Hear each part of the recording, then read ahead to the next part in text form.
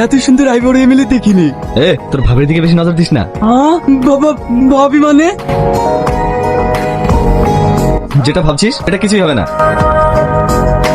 ভালো আছেন? I love you. ওর মাথা ঠিক আছে? তুই কাকে কি বলছিস জানিস? পাবলিক প্লেস গুলোতে বেজে গেলি। এর জন্যই তো সাহস পেলাম। তবে আপনি কিন্তু সেই দেখতে। তোকে না? তোমাকে না সেই লাগছে। ম্যাডাম, এই সত্যি যেতে হয় না, এটা পাবলিক প্লেস, আর তোমার সামনে ভোট। এইবার ভোটটা আমাকেই দেবেন। আমাকে তো মন প্রাণ সবই দিয়েছিস না, ভোট তো ছোট জিনিস। দাঁড়ান ম্যাডাম, একটা ছবি তুলে নি। ম্যাডামের সাথে একটা ছবি তুলে দে। শালা নিজেও মরবে, আমাকেও মারবে।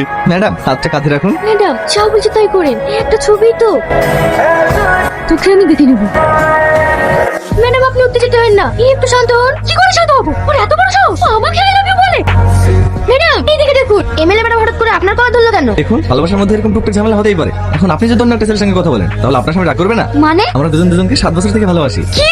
হ্যাঁ, কাল আমার এক বান্ধবের সঙ্গে কথা বলতে দেখে ওর একটু অভিমান হয়েছে। আমি এতে কিছু মনে করি না। আসলে আমাকে অনেক ভালোবাসে তো। ভালোবাসার মাঝখানে একটু আত্মশাসন করার অধিকার সবার আছে।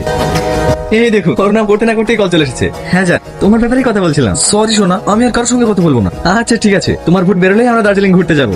আমি ওকে কখন কল করলাম? আপনারা দেখতেই পাচ্ছেন, এত বড় এমএলএ হয়েও একটা সাধারণ ছেলেকে 7 বছর ধরে ভালোবেসে যাচ্ছেন, নিস্তুহী না। তুমি তাড়াতাড়ি ওর হাত পা ভেঙে আমার সামনে নিয়ে আসতে বলো। চল। কলার ছাড়। কলা ছাড়বে মানে? চল। চলো না ভাই, এমএলএ ম্যাডাম তোমাকে ডেকে পাঠিয়েছে। সেটা আগে বলবি তো।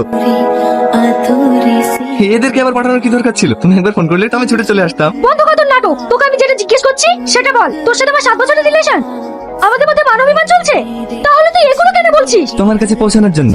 মানে? কারো স্বপ্ন থেকে ইঞ্জিনিয়ার হবো, ডাক্তার হবো, উকিল হবো, কিন্তু আমার ছোট থেকেই স্বপ্ন তোমার মতো সুন্দর এক এমএলএ হাজবেন্ড হবো। বাহ, খুব সুন্দর। ইলিশ মাছ দিয়ে ভাত খেয়েছো না? দেখো, তুমি তো খুব বেশি বেশি করছো। জানো এর পরিণতি কি হতে পারে? চুপ। যেদিন আমাদের দুজনের বিয়ে হবে না, সর্বপ্রথম তোকে কাজ করবো। তুই কিন্তু আমার ধৈর্যের বাঁধ ভেঙে ফেলছিস। শান্ত হতো, দেখি মোবাইলটা। নাম্বারটা সেভ করে দিলাম, যখন মন চাইবে কল করো। টাটা। এটা আমার আর সহ্য হচ্ছে না, তুমি তাড়াতাড়ি গাড়িকে ফোন করো। আজকের বিশেষ খবর, হোম মিনিস্টার স্বয়ং দিল্লি থেকে নবাবগঞ্জে আসছে। তিনি যে কি কারণে আসছেন সেটাই আমরা তার মুখ থেকে সরাসরি জেনে নিই। স্যার, আপনি যে এতদিন পর হঠাৎ করে নবাবগঞ্জে ফিরছেন, তার বিশেষ কারণটা জানতে পারি?